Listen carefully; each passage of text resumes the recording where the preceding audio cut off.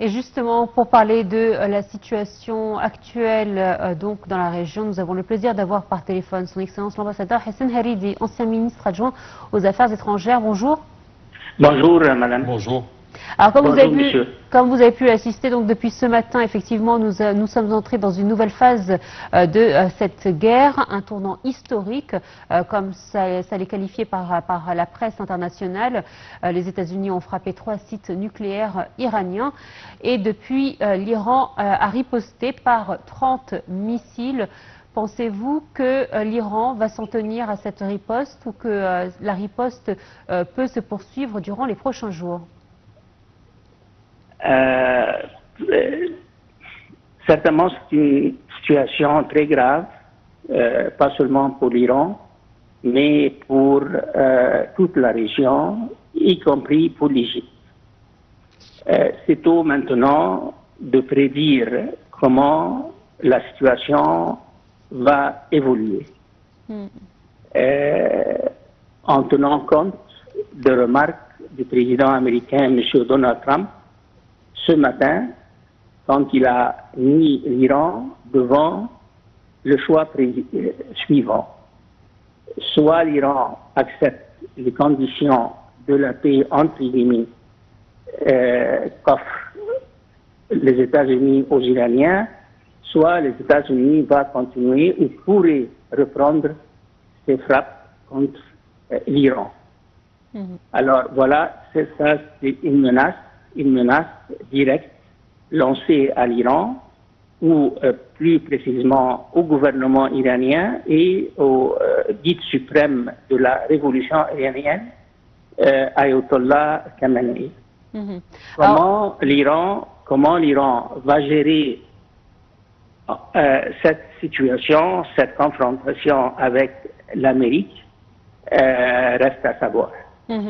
Alors, le président Donald Trump, après cette frappe sur les 3 sites nucléaires iraniens, s'est félicité de cette mission, je cite, de réussie. Le Premier ministre israélien, lui, a parlé de paix par la force.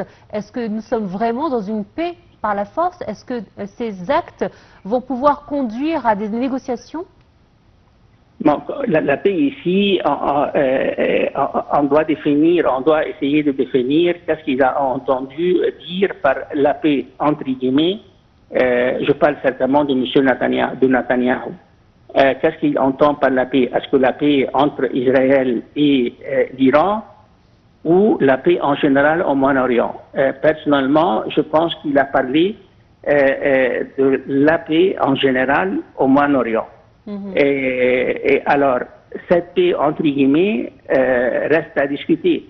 Ce n'est pas Israël ou les Américains qui vont dicter les conditions de la paix au Proche-Orient. Du point de vue arabe et du point de vue égyptien, les conditions d'une paix durable, juste et compréhensible sont bien connues. Est-ce que les Israéliens et les Américains, sous M. Trump, sont disposés à répondre à ces conditions? Je dirais non. La paix envisagée par les Israéliens et les Américains est cette paix qu'on a déjà vue durant le premier mandat de M. Trump, c'est-à-dire une paix qui répond aux conditions israéliennes. La question qui se pose, soit au Caire ou dans les autres capitales arabes, est la suivante. Est-ce que les Arabes et les Égyptiens vont accepter cette paix imposée par les Iraniens et les Américains ou non? D'une autre manière, est-ce que la paix proposée par les Israéliens sera à l'image de la paix du premier mandat de M. Trump, c'est-à-dire normalisation des relations entre l'État hébreu et les pays arabes, mais pas contre l'établissement d'un État palestinien, mais selon la formule de Netanyahou, la paix contre la paix. Est-ce que les pays arabes doivent accepter une telle paix? Reste à savoir, madame. Est-ce que l'Iran peut être une menace économique? C'est-à-dire que militairement parlé, c'est vrai que nous l'avons vu affaibli. Elle dispose d'environ 3000 missiles dispersés à travers son territoire. Mais c'est vrai que militairement parlé, elle est plutôt affaiblie. Est-ce que économiquement parlant, elle peut être une menace, notamment en fermant le détroit d'Ormuz? Tout est possible. On ne sait pas comment l'Iran va riposter. Et quand est-ce qu'elle va, si elle va riposter, quand et où et comment. Alors moi, personnellement, je préfère attendre. Je préfère ne pas passer des jugements hâtifs. Et ce que je sais pour le moment est que l'Iran a demandé une session, a demandé la convocation dans une session spéciale du Conseil de sécurité de l'ONU. Alors, on verra qu'est-ce que le délégué permanent ou l'ambassadeur permanent de l'Iran va dire devant le Conseil de sécurité. Et puis, la grande question, est-ce que ce n'est pas l'objectif? Je pose la question. Est-ce que maintenant les Américains ne pensent pas à renverser le régime en Iran ou non? Alors nous sommes dans un stage, aujourd'hui. Est-ce que c'est vraiment ça? C'est le scénario final des Américains, ou il y a un autre plan entre les Israéliens et les Américains quant à l'avenir politique de l'Iran. On ne sait pas. Et puis, reste à savoir quelle est la réponse chinoise et les réactions chinoises et les réactions russes. Comment ces deux grandes puissances, et j'aimerais souligner ici que durant le remarque de M. Trump ce matin, il a fait allusion à la Chine et il a menacé la Chine.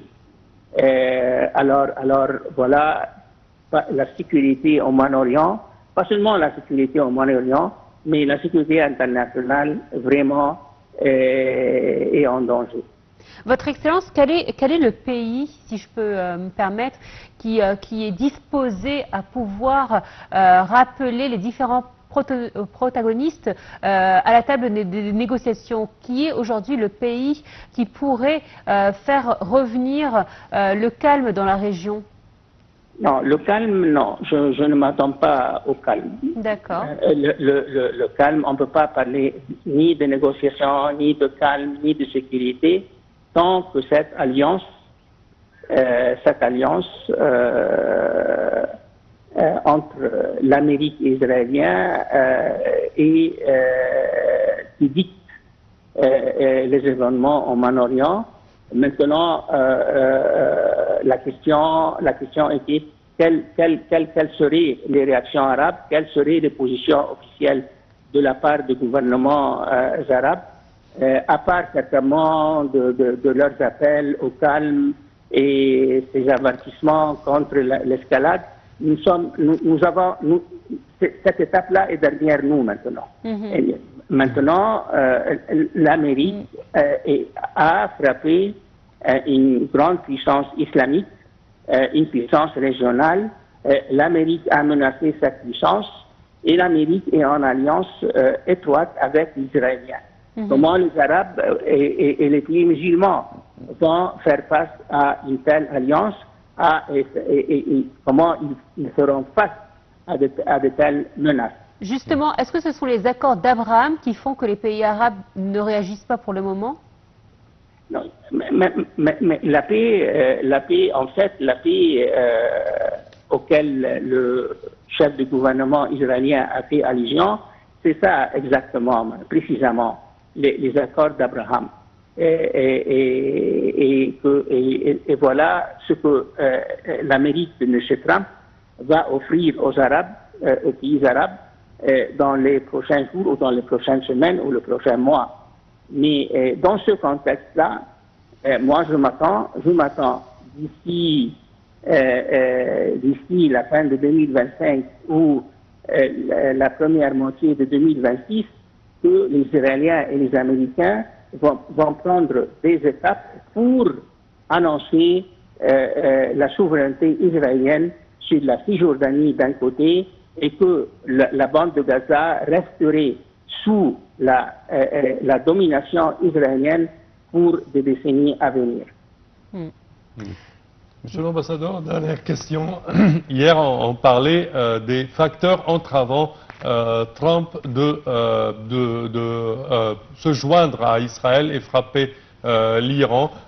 Vous avez parlé de plusieurs facteurs. Alors, quel est l'effet de ces facteurs à présent, une fois qu'il a frappé le nucléaire et les centrales nucléaires iraniennes? C'est la première frappe, mais ce n'est pas la dernière, selon les dires de M. Trump ce matin.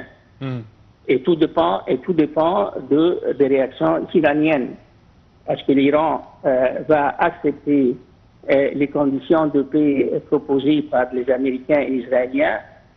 Moi, je doute, mais certainement, moi, je doute fort, parce que je pense personnellement que le régime iranien ne peut pas accepter de se rendre ou se capituler devant les conditions américaines, et parce que le prix serait vraiment un prix fort à l'intérieur de l'Iran. Le prix politique, je parle du prix politique à payer, certainement, parce que si l'Iran ou si le régime iranien va accepter ces conditions, ça sera une grande capitulation et je pense que ça serait le début de la fin de ce régime-là.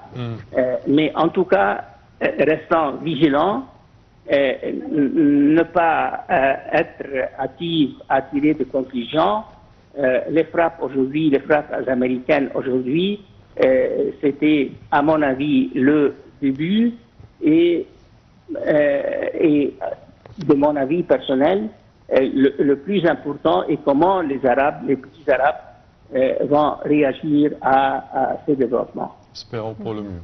Votre Excellence, merci à vous d'avoir été des nôtres ce matin pour cette couverture spéciale des événements justement de cette escalade de la guerre, du conflit entre Israël et l'Iran. Je rappelle que vous êtes ancien ministre adjoint aux Affaires étrangères. Merci à vous, Votre Excellence. Tout de suite, une courte pause et on se retrouve tout de suite après pour la suite de cette couverture des événements.